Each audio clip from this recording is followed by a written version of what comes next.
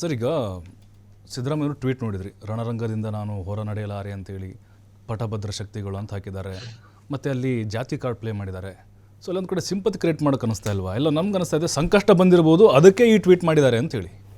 ಅದು ಅಕ್ಷರಶಃ ಸತ್ಯ. ಅವ್ರಿಗೆ ಇವಾಗ ಈಗಿನ ಸದ್ಯದ ಪರಿಸ್ಥಿತಿನಲ್ಲಿ ಅವ್ರಿಗೆ ಆ ಪರಿಸ್ಥಿತಿನ ಅವ್ರು ಎದುರಿಸ್ತಾ ಇದ್ದಾರೆ. ಯಾಕೆಂದರೆ ಎದುರುಗಡೆ ಇರೋ ಅವ್ರದೇ ಪಕ್ಷದ ಪ್ರಬಲ ಅಭ್ಯರ್ಥಿ ಒಬ್ಬರು, ಅವ್ರು ಇನ್ನೊಂದೇ ಒಂದು ಮೆಟ್ಲಕ್ಕೆ ಮಾತ್ರ ಕೆಳಗಡೆ ಇದ್ದಾರೆ, ಯಾರು ಡಿ ಕೆ ಶಿವಕುಮಾರ್ ಅವರು. ಇಲ್ಲ ಆಲ್ಮೋಸ್ಟ್ ಈಗಲೂ ಅವರೇನು ಮುಖ್ಯಮಂತ್ರಿಗಿಂತ ಕಡಿಮೆ ಹುದ್ದೆಗಳೇನಿಲ್ಲ ಅವ್ರದ್ದು, ಆಲ್ಮೋಸ್ಟ್ ಈಕ್ವಲೆಂಟ್ ಟು.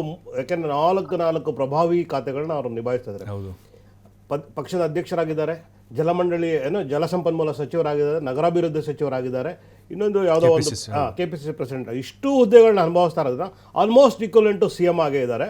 ಹಾಗಾಗಿ ಇವರು ಸಿದ್ದರಾಮಯ್ಯ ಅವರಿಗೆ ಆ ಒಂದು ಸಣ್ಣ ಹಳಕು ಬಂದಿರ್ಬೋದು. ಮೇಲಾಗಿ ಇವರು ಪ್ರಯತ್ನ ಮಾಡ್ತಾನೆ ಇದ್ದಾರೆ, ಬಿಡ್ತಾನೆ ಇಲ್ಲ ಇವರು. ಅವ್ರು ಏನು ಮಾಡಿದ್ರು ಅವ್ರು 4 ಅಡಿ ಹಿಂದೆ ಇದ್ದಾರೆ, ಇವ್ರು 3 ಅಡಿ ಮುಂದೆ ಬರ್ತಾನೆ ಇದ್ದಾರೆ ವಾಪಸ್ಸು.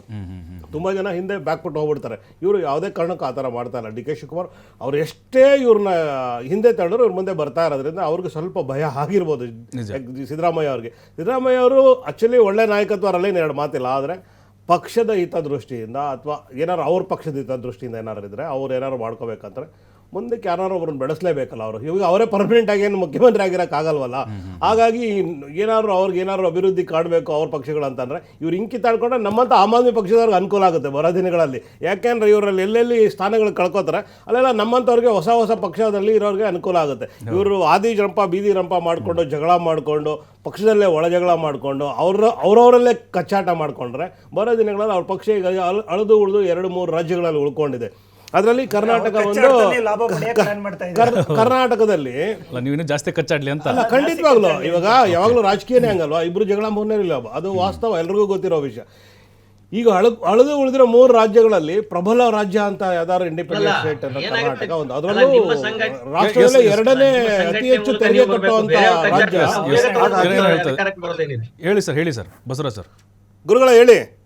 ಅಲ್ಲ, ಈಗ ಆಮ್ ಆದ್ಮಿ ನಾಯಕರು ಹೇಳ್ತಾ ಇದ್ದಾರೆ ಅವ್ರ ಕಚ್ಚಾಟದಿಂದ ನಮ್ಗೆ ಅನುಕೂಲ ಆಗುತ್ತೆ, ನಾವು ಮುಂದೆ ನಮ್ಗೊಂದು 4 ಸೀಟ್ ಜಾಸ್ತಿ ಬರ್ಬೋದು ಅಂತ.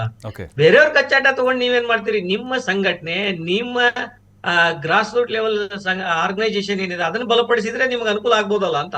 ಸರ್, ಖಂಡಿತ ನಿಮ್ಮ ಮಾತನ್ನ ನಾನು ಸ್ವಾಗತ ಮಾಡ್ತೀನಿ. ನಿಮ್ಮ ಮಾತು ಅಕ್ಷರಶಃ ಸತ್ಯ ಇದೆ, ನಾನು ಒಪ್ಕೋತೀನಿ ಅವ್ರ ಮಾತು. ಯಾಕೆಂದ್ರೆ ಅವ್ರು ಹಿರಿಯರು ಇದ್ದಾರೆ, ಅವ್ರ ಅನುಭವ ಜಾಸ್ತಿ ಇದೆ. ನಾವು ಅದನ್ನ ಪ್ರಾಮಾಣಿಕವಾಗಿ ಪ್ರಯತ್ನ ಮಾಡ್ತಾ ಇದ್ದೀವಿ ಸರ್. ಯಾಕೆಂದ್ರೆ ನಮಗೆ ಇಲ್ಲಿ ಅಸ್ತಿತ್ವ ಬಹಳ ಕಡಿಮೆ ಇದೆ. ನಾವು ದಕ್ಷಿಣ ಭಾರತದಲ್ಲಿ ತುಂಬ ಕಡಿಮೆ ಇದೆ. ಈ ಗುಜರಾತಲ್ಲಿ ನಾವು ನಮ್ಮ ಸ್ಥಾನಗಳನ್ನ ಹೆಚ್ಚಿಸ್ಕೊಂಡಿದ್ದೀವಿ, ಗೋವಾದಲ್ಲಿ ಹೆಚ್ಚಿಸ್ಕೊಂಡಿದ್ದೀವಿ, ಪಂಜಾಬಲ್ಲಿ ಆಲ್ರೆಡಿ ಒಳ್ಳೆ ಕೆಲಸ ಮಾಡ್ತಾ ಇದೆ. ಯಾಕೆಂದ್ರೆ ನೋಡಿ, ಎಲ್ಲ ಟೋಲ್ಗಳನ್ನೆಲ್ಲ ತೆಗೆದಾಕ್ತಿದ್ದೀವಿ ನಾವು. ಪಂಜಾಬಲ್ಲಿ ಯಾವುದು ಟೋಲ್ಗೆ ಕಾಸು ಕಟ್ಟಂಗಿಲ್ಲ, ಅದರ 100 ಟೋಲ್ಗಳು ತೆಗೆದಾಕಿ. ಒಂದು ಸಣ್ಣ ರಾಜ್ಯ, ಕಡಿಮೆ ಸಂಪನ್ಮೂಲ ಇರೋರಲ್ಲಿ ಅತಿ ಹೆಚ್ಚು ಕೊಡುಗೆಗಳನ್ನ ಕೊಡ್ತಾ ಇದ್ದೀವಿ. ನಾವು ಡೆಲ್ಲಿನಲ್ಲಿ 10 ವರ್ಷ ಭಾಳ ಅದ್ಭುತವಾದಂಥ ಆಳ್ವಿಕೆ ಮಾಡಿದ್ದೀವಿ. ಇವತ್ತು ಬಂದರೆ ಡೆಲ್ಲಿನಲ್ಲಿ ಇವಾಗ ಅವ್ರಿಗೇನಾಗಿದೆ, ಗಂಗಾ ವಾಯು ಮಾಲಿನ್ಯ ಜಾಸ್ತಿ ಆಗ್ತಾ ಇದೆ ದಿನೇ. ಮತ್ತು ಅಲ್ಲಿರ್ತಕ್ಕಂಥ ಮುಖ್ಯಮಂತ್ರಿಗಳಿಗೆ ಏನು ಐಕ್ಯೂ ಗೊತ್ತಿಲ್ಲ ಅವ್ರು ಏನೇನೋ ಹೇಳ್ತಾ ಇದ್ದಾರೆ. ನಾನು ಹೇಳ್ತಾ ಇದ್ದಾರೆ, ದಕ್ಷಿಣ ಭಾರತದಲ್ಲಿ ನಾವು ಮುಂದಿನ ದಿನಗಳಲ್ಲಿ ನಮ್ಮ ಸಂಖ್ಯೆನ ಹೆಚ್ಚಿಸ್ಕೋತೀವಿ.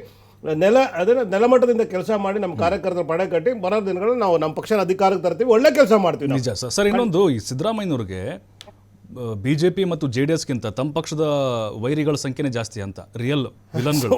ಸರ್, ಯಾವಾಗಲೂ ಅಷ್ಟೇ, ಎಲ್ಲ ಪಕ್ಷದವ್ರಿಗೂ ಅಷ್ಟೇ. ದೊಡ್ಡ ನಾಯಕರಿಗೆ ನಾನು ಹೇಳ್ತಾರೆ, ದೊಡ್ಡ ನಾಯಕರಿಗೆ ತಮ್ಮ ಪಕ್ಷದವರೇ ಅತಿ ಹೆಚ್ಚು ಕಾಟ ಕೊಡೋದು. ಬೇರೆ ಪಕ್ಷದವ್ರಿಗೆ ಏನು ಗೊತ್ತಾ, ಭಯ ಇರುತ್ತೆ. ಬೇರೆ ಪಕ್ಷದವ್ರಿಗೆ ಕಷ್ಟ ಆಗುತ್ತೆ ಅವ್ರನ್ನ ಸುಲಭ ಮಟ್ಟ ಹಾಕೋಕ್ಕೆ.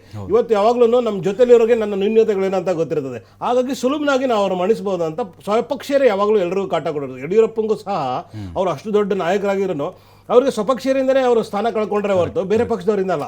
ಇಡೀ ರಾಷ್ಟ್ರದಲ್ಲಿ, ಇಡೀ ವಿಶ್ವದಲ್ಲಿ ಯಾವುದೇ ರಾಜಕಾರಣ ತಗೊಂಡ್ರೆ ಅವ್ರ ಪಕ್ಷದವರೇ ಅವ್ರನ್ನ ಮಟ್ಟ ಹಾಕಿರೋದು ಅಂದರೆ ಬೇರೆ ಪಕ್ಷದವರು ಅಷ್ಟು ಸುಲಭನಾಗಿ ಮಟ್ಟ ಹಾಕಕ್ಕಾಗಲ್ಲ. Yes sir. ಬರ್ತೀವಿ ಒಂದು ಬ್ರೇಕ್ ಸಮಯದ ನಮಗೆ. ಬ್ರೇಕ್ ಇರುತ್ತೆ. ಬ್ರೇಕ್ ಆದಮೇಲೆ